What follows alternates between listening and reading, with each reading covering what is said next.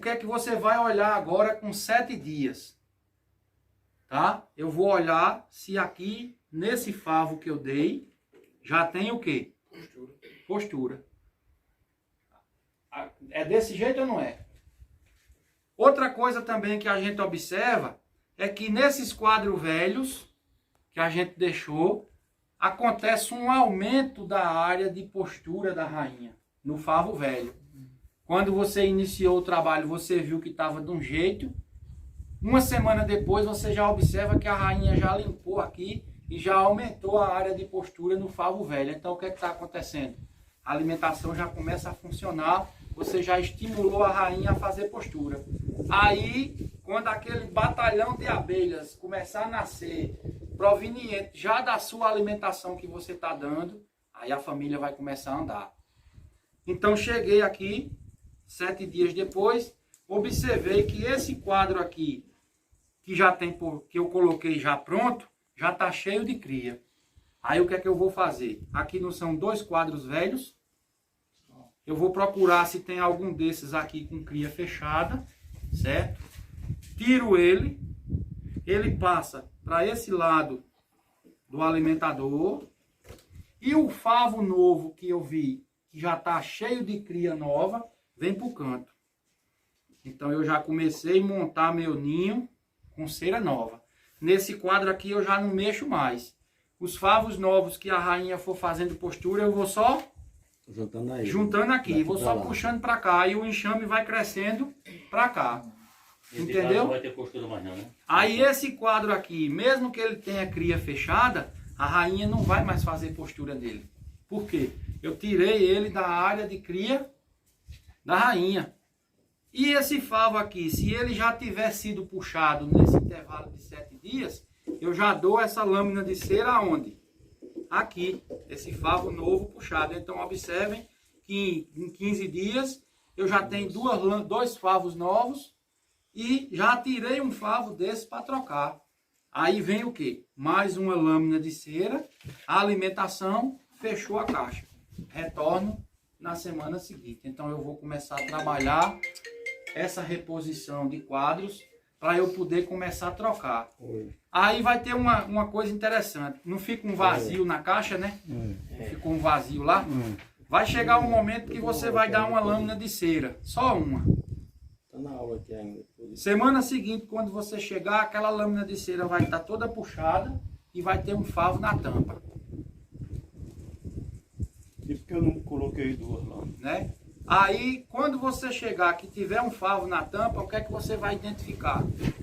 Que aquele enxame ali, ele já, uma cera não é suficiente para ele. Aí você já tem que dar 2. Só que é um detalhe, você começa a entender pela população de abelhas, você identifica pela população, você diz, rapaz, esse enxame já está com uma população boa. Quando ele passa de 5, 6 favos, a população dele já está boa. Então eu não vou dar mais uma lâmina, eu já vou dar 2. Porque se ele puxar uma e querer puxar a outra já está aqui. Então eu antecipo o processo para não deixar puxar na tampa. E isso é uma coisa que não tem como eu dizer a vocês quando vai acontecer. Vocês é que vão observar e tomar a decisão de fazer aquilo ali naquele momento. Porque o enxame é quem está dizendo a você qual é a decisão que você vai tomar. Entendeu, gente? Então tem enxames que vai responder dessa forma. Eles vão puxar cera, vão crescer, você vai alternar favos, vai trocar. Quando chega num determinado momento aqui, por exemplo, digamos que eu comecei apenas com 2 quadros. Aí eu já tenho aqui 3 favos novos puxados com cria. E eu quero eliminar de uma vez estes 2 quadros. Aí eu posso fazer um berçário. O que é um berçário? É aquilo que a gente fez. Eu vou precisar de quê? Uma tela excluidora e um sobreninho. A função do berçário é não deixar a rainha que está aqui embaixo subir para a parte de cima. Por isso que eu uso a tela excluidora. Quem vai subir para a parte de cima? Os favos com cria, os favos velhos. E embaixo agora, o que é que eu vou ter? Só cera nova. Então embaixo eu já posso dar cera. Quando eu monto o berçário, o alimentador sai de baixo. Ele vai lá para cima. Aí aqui eu vou jogar a tela excluidora, vou pegar as abelhas, vou balançar para ter a certeza de que a rainha não vai subir. E vou subir com os quadros para a parte superior, na mesma posição onde está o de baixo. Então ficou a parte de baixo com a rainha e a cera nova, a tela excluidora que vai evitar com que a rainha suba, e a parte de cima agora sem rainha e com os favos de cria velho. Então a rainha não vai mais poder fazer postura desses favos velhos. E eu vou contar aí 21 dias, que é o ciclo de nascimento das abelhas. Na hora que eu monto esse berçário, digamos que eu estou com outra caixa ali que tem mais um quadro que precisa trocar. Ao invés de eu fazer a reposição e jogar no canto, eu já pego ele lá, Adriano, e já trago para aqui, para o berçário. Então, por exemplo, eu posso fazer um berçário quando eu estiver trocando cera constantemente. Ao invés de eu estar remanejando o quadro na lateral da caixa e perdendo espaço, eu posso pegar um enxame que está forte, Márcio, fazer um berçário nele e trazer favos de cria velha de outras caixas para trocar essa cera velha. E esse enxame que está recebendo esses favos velhos também aumenta a população, porque quando a abelha nascer, vai incrementar. Então eu posso diversificar o meu trabalho ali no apiário, não tem regra, não tem limite, você pode usar a criatividade à vontade. Aí essa cera que sai para ser reciclada é daí de cima do Sulenino. Isso. Quando chega num período de 21 dias, o que é que está acontecendo aqui? As abelhas têm todas nascido. Como a rainha está lá embaixo, aqui eu sei que não tem mais cria. Ah, mas eu não vou tirar o favo porque está cheio de mel. Por quê eu não vou tirar? Né? Qual é o objetivo? Não é trocar a cera? Eu não estou alimentando? Então se ele está cheio de mel e não tem mais cria, ele vai embora. Aí ele vai para onde? Para o meu suporte lá. Porque as abelhas vão lá buscar o mel que tem. Quando for na semana seguinte que eu retornar, ele já está pronto para vir para derreter. Por isso que eu disse ontem a vocês que a primeira coisa que cada um devia fazer quando começar a abelha, criar a abelha, não é comprar a centrífuga. É um derretedor de cera. Porque você já começa a criar a abelha produzindo cera. Entendeu, Amarildo? E a cera é um produto que você vai produzir constantemente, independente de época do ano. Quando a gente está produzindo mel, a gente também produz cera. Porque vai ter muita cera de melgueira, cera de opérculo, não é verdade? E quando a gente está na entre-safra trocando cera velha, nós estamos também trocando cera. E se você adianta o processo, você vai começar a gastar menos do que você produz. Então, a matemática não tem erro, né? Se eu gasto menos e produzo mais, meu saldo é positivo, vai sobrar. Aí chega um momento que eu vou começar a vender aquilo ali também. Um quilo de cera bruta hoje é R$50, um quilo de mel é 7. E quanto é que é esse negócio de separar a rainha da abelha? A tela excluidora. A tela excluidora é aquela que a gente usou lá de arame. Não, o valor dela. Aí você tem vários valores hoje. Você tem tela no mercado hoje a partir de R$25 até R$70. Tu vende? Eu não vendo tela hoje, mas eu posso passar o contato de um fornecedor que vocês podem comprar em conjunto pelo CNPJ da associação. Porque aí você faz a compra coletiva. Não aceita mais, não. Empresas que, sei lá, não, que não é sem fins de lucrativa, mas o CNPJ não dá desconto, não. A empresa vender para a associação? Você tem que comprar as embalagens pela empresa, não dá. Mas tem empresa que vende, tem empresa que não vende. É, tem uns que não aceitam, não. Né? Pelo menos até onde eu sei, a menina lá da tela excluidora vende. Que a gente já comprou por associação com ela. É mais barato. Entendeu? Que aí você junta o grupo, compra pelo CNPJ da associação, cria uma conta jurídica da associação num banco E digital. esses alimentadores de plástico? Esses alimentadores eu ainda tenho uma sobra lá desse material. E posso passar o fornecedor também se vocês quiserem. O cara está lá no Rio Grande do Sul.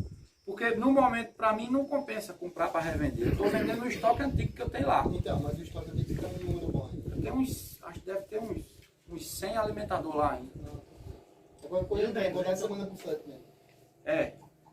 No caso, sempre para trocar os quadros velhos, o ideal é fazer esse processo. Né? Mas às vezes o cara não tem sobreninho, não tem tela, então ele vai demorar um pouco mais, mas só em ele fazer a reposição de quadros, ele consegue trocar. Digamos, troquei a cera todinha da minha caixa. Estou lá com o ninho todo trocado. Quando é com 50 dias, 60 dias depois, eu estou lá fazendo minha revisão. Aí eu observo que aqueles primeiros favos que eu troquei, Ariana, há 60 dias atrás, eles já estão começando a ficar marrom escuro, já estão bom de trocar. Aí eu posso, no mesmo ninho aqui, reposicionar ele e jogar no canto. Porque a cria da abelha está sempre concentrada no centro, né? Para as extremidades. Geralmente, extremidade é alimento. Quando você tira um favo do centro de cria da rainha e joga na lateral, você tira ele da área de cria. Aí, toda vez que eu for tirar esse favo velho daquela caixa para trocar, eu tenho que dar uma lâmina de cera alveolada. Por isso que eu pedi para vocês fazer a caixinha de levar cera para o apiário. Porque toda semana, quando você for revisar, você vai ter que levar cera. Embora que você não use, mas na hora que você precisar, você tem. Até para trazer um favinho de mel, que nem ali de ontem, não serve, né? Você pode montar uma caixinha também fechadinha, uma caixinha assim, um esse funil modelo, invertido, uns funis maneira, né? porque na hora que você bota o favo de mel dentro, as bichas vão saindo pelo funil, mas não sai. Isso aí que você falou é verdade. Eu tenho 1 quilo de xarope numa abelha que nós pegamos e ela não puxou nada, não. Porque ela ainda estava precisando mais, né? Se eu tivesse alimentado em 3 dias antes de novo, ela tinha... Porque às vezes você dá o xarope na abelha, ela processa o xarope, mas não acontece nada. Não sei se aconteceu com você. Você dá o alimentador, dá o xarope, quando você chega depois, o xarope está todo processado, mas o chão está do mesmo jeito. E a lâmina parece que ela nem mexeu. Mas só o fato dela ter processado o xarope já é um bom sinal. Então ela vai andar. Agora, quando não processa o xarope, aí você tem que ver qual é o problema que está acontecendo. Porque geralmente é baixa a população, a rainha já está esgotada, às vezes está sem rainha mesmo. Então, nesse ponto aí, é melhor nem insistir. Tira a rainha, elimina, balança as abelhas e recolhe o material. Tá? Quando vocês fizerem esse trabalho no apiário e chegarem a uma média de 60 dias nesse manejo, 45, 50, 60 dias, aí vocês vão ter enxames bem populosos. Tem caixa que nesse intervalo ela já pega o sobreninho. Ela preenche todo o ninho. E aí falta espaço, você já tem que dar um sobreninho em cima e dar continuidade a todo o processo. Imaginem aí você entrar na florada aqui, num ano bom, com colmeias, com ninho e sobreninho. Toda, digamos que 14, 15 favos de cria, num enxame. Se chover em janeiro, quando for em fevereiro, uma colheita. Né? Imagina você entrar numa Aí tem que ter umas 4 melgueiras cada uma. Agora, assim, a apicultura ela é uma atividade de risco. Por quê? Porque ela é uma atividade que depende da natureza. E não existe nenhum técnico na face da terra que possa garantir que vai chover. Como ela é uma atividade de risco, você precisa arriscar. O que é que a gente vê muito na apicultura? Apicultores dizendo que não vai fazer manejo porque não vai chover. Aí é a opção de cada um. O que é que eu gosto de fazer? Pega teu apiário que está com 20 caixas, se tu não pode revisar as 20, faz em 5. Entra na florada com 5 bem organizada e entra na florada com 15 do formato tradicional. E observa como é que vai se comportar. Eu estava no 6, para meio e aquelas 4 eu trabalhava para aprender para a prova. Entendeu? Porque aí o que é que acontece? Dar, se né? não chove, ninguém tem culpa no processo. Né? Agora, se você não faz dizendo que não vai fazer porque não vai chover, aí o culpado realmente é você. Se chover e você não fizer, você vai produzir, mas a produtividade, pelo jeito, vai lá para baixo. Se arrepender pelo que deixou de fazer, é pior. Alguma dúvida aqui? Não. Eu vou criar o grupo da própolis. Esses dois quadros de baixo, quando eu tirar, eu tenho que botar no sobreninho, eu tenho que colocar eles no mesmo giro. Por exemplo, se a parte de baixo do ninho estiver cheia, você pode colocar em qualquer posição. Certo. Mas se você vai fazer um berçário e vai ficar só 2 embaixo e 2 em cima, aí tem que ficar do mesmo lado. Por quê? Porque o enxame vai ficar Certo. organizado na mesma posição. Se você botar do outro lado, aí você desorganiza o enxame e às vezes a abelha não vem para cá, ela desce todinha. Se a abelha não cobrir o favo, as larvas novas que tem morrem pela questão de temperatura. Tá certo? Entenderam aqui? Sim, agora esse sabe, assim, a questão da própolis não tem. Isso aí serve para tudo, né? Todo enxame, Aí a questão da própolis é o seguinte. O enxame. O que é que tem a ver isso aqui com própolis? Tudo. Que é como que a gente falou ontem. Não adianta eu querer produzir própolis se o meu enxame está desorganizado. Então o primeiro passo para começar a produzir própolis é reorganizar o apiário. Sombreamento, água, reposicionamento dos alvados, como eu mostrei ontem, né? Troca constante de cera, implantar sistema de alimentação. Não vai produzir própolis se não tiver alimentação artificial. Entendeu? Isso é um fato e não é uma teoria que eu estou lançando aqui. É um fato que acontece com quem está produzindo hoje. Só produz se alimentar. Porque a abelha vai ter uma necessidade maior de mel quando ela começa a processar própolis. Entendeu? Então você precisa dar esse suporte. O coletor eu já apresentei ontem, né? Que é aquela melgueira. Vocês podem fazer o coletor de vocês com as melgueiras que vocês já têm. Não precisa comprar coletor de fora. Trabalhar com a abertura interna do coletor de 1,5 cm, tá? Para você não dar espaço demais e não estourar a abelha também. 1,5 cm é uma distância ideal, certo? Eu posso trabalhar, por exemplo, isso que a gente iniciou aí hoje, Márcio. Daqui 30 dias eu posso jogar os coletores em cima.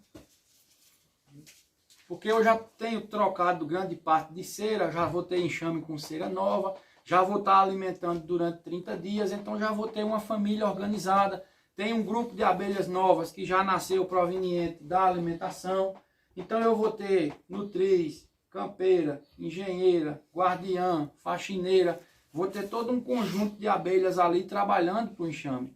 E aí quando eu jogo o coletor, eu vou saber realmente quem vai produzir e quem não vai. Porque ali é o seguinte, não vou jogar o coletor e todo mundo vai produzir, não. Vai ter as que vão produzir e vai ter as que não vão produzir. Eu vou selecionar as que produzem para que eu possa produzir rainhas dela e introduzir nas outras que não produzem. Porque aí o que é que acontece? Eu estou fazendo a terceira etapa do trabalho. Lembra que eu falei ontem? 3 etapas. Sistema de alimentação, troca de cera e seleção de rainhas. A seleção de rainhas é a última etapa do processo. Porque também se eu for produzir rainha com os enxames desorganizados, eu também não consigo. Sabe quem é quem também, né? Como é que eu vou produzir rainha com cera velha no ninho? Né? Como é que eu vou montar núcleo? Como é que eu vou trabalhar puxada natural? Como é que eu vou selecionar a abelha se eu não sei ainda o que é que eu tenho em mãos? Ano que vem nós esperamos um curso desse. Né? Então, gente, a produção de própolis, ela é o início de um pontapé que você toma a decisão de dizer assim, vou começar a organizar minhas caixas para produzir própolis. Automaticamente, quando você toma essa decisão, você puxa o manejo para a produção de mel. E você também começa a produzir cera. Então, são 3 produtos que vão trabalhar juntos, alinhados. É uma cadeia. É uma cadeia. Então, você agora não vai ganhar dinheiro só na produção de mel. Você vai produzir cera, vai se tornar autossuficiente e você vai produzir própolis. Certo? Então, isso é uma coisa que o que é que eu recomendo? Quem está com o apiário instalado, pega uma caixa lá do seu apiário e começa o mais rápido possível. Qualquer dúvida que tiver no processo, me liga. Pra não esquecer como é que faz. Né, Denis? Estou com essa dúvida aqui. Vai ter o grupo também, Tem né? como você me tirar essa dúvida, que a gente faz a retirada da dúvida. Porque às vezes a gente dá um curso desse, aí o cara diz, não, para semana eu faço. Eita, aconteceu um problema, semana que vem Eita, eu vou São começar. Paulo, tá vendo, São E Paulo? vai, quando pensa que não, daqui um mês ele já não lembra de nada mais. Entendeu? Quando eu vi isso aqui pela primeira vez, eu escrevi muita coisa no hotel. O cara me explicou lá no congresso. E eu cheguei no hotel, os cabas foram tomar cana na beira da piscina e eu fui pro quarto escrever. Depois que eu escrevi tudo que eu tinha lá, eu fui pra cachaça também. Entendeu? E quando eu cheguei de viagem, no mesmo dia que eu cheguei de manhã, de tarde, eu já estava no apiário, fazendo as coisas. Quando foi com uma semana, eu já estava no pé do vidro do camarada, tirando dúvida. Entendeu, Ariano? E aí, o que é que acontece? Você estimula a mente, começa a aprender e anotar. Anotar. Anotar é muito importante. Depois vira uma rotina. Depois que vira uma rotina, acabou. Entendeu? E aí, cada um vai ter sua realidade dentro do seu apiário, vai ter sua condição, vai ter tipo de material. Cabe a cada um, dentro das orientações, começar a se adequar e aos poucos fazer os ajustes. Não adianta pressa, querer fazer tudo de uma vez. A gente começa com uma caixa no apiário. Aí depois que fizer a primeira, vai para outra, depois vai para outra. Quando pensa que não, o apiário está todo organizadinho, todo bonitinho, né? O processo de organização é assim, aos poucos, aprendendo. Erro, acaba vai errar, né? Muita gente tem medo de fazer porque tem medo de errar. Eu não tenho medo de errar, não. Entendeu? Por quê? Porque o erro faz parte do processo de aprendizagem. A gente só não pode errar várias vezes seguidas, né, Ariano? Porque aí... E ainda tem outro detalhe, né? Se você errar, você está errando no que é seu. Ninguém vai... Exatamente. Ninguém vai então, questionar. O erro faz parte do processo de aprendizagem. Pedagógico, né? Quando eu produzi Rainha pela primeira vez, que eu liguei para a professora Telvina, ela podia ter dito a mim, eita, Leon, podia ter dito um monte de justificativo. O que foi que ela disse no telefone? Ela foi curta e grossa. Repita o processo. Tem alguma coisa errada. Repita o processo que você vai achar o erro. Entendeu como é? E eu fui repetir o processo 1, 2, 3, e você precisa repetir quantas vezes for preciso até você encontrar o erro. E também ter a humildade de pegar o telefone muitas vezes e ligar para o colega. Não é ligar para Denis, ou para o instrutor, ou para um cabo lá de fora, não. É pegar o telefone e ligar para Amarildo. Amarildo, rapaz, tu tá fazendo um negócio aí? Tô. Rapaz, aconteceu isso e isso e isso contigo. Porque aqui nas minhas abelhas tá acontecendo isso. Aconteceu contigo, aí ele já vai dizer. Rapaz, aconteceu, mas eu fiz isso aqui. Entendeu? Então, às vezes, o acerto está no colega. Porque ele passou pelo acerto que você errou. E vice-versa. Então, uma simples telefonema, uma simples conversa resolve o problema.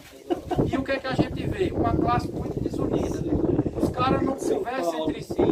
Às vezes o apicultor tem raiva porque um tem 50 caixas, o outro só tem 5. Já prestou atenção nisso? Às vezes o cara tira muito mel, o outro não tira. Aí o que não tira mel fica com raiva do outro que tirou. São gargalos que acontecem no setor e que, por que eu estou passando para vocês? Se quer trabalhar em conjunto, tem que ir. E é para um ajudar o outro, mas... Exatamente. Então assim, eu passei quase 20 anos na extensão, na IMEP, eu sei o que é isso. E tem muito lugar que não desenvolveu por conta disso. E não desenvolve não, enquanto tiver a mesma mentalidade, não desenvolve não, infelizmente. Pode fazer dinheiro de torneira e derramar, botar caixa, casa de mel, equipamento, pode fazer o que fizer, mas não resolve.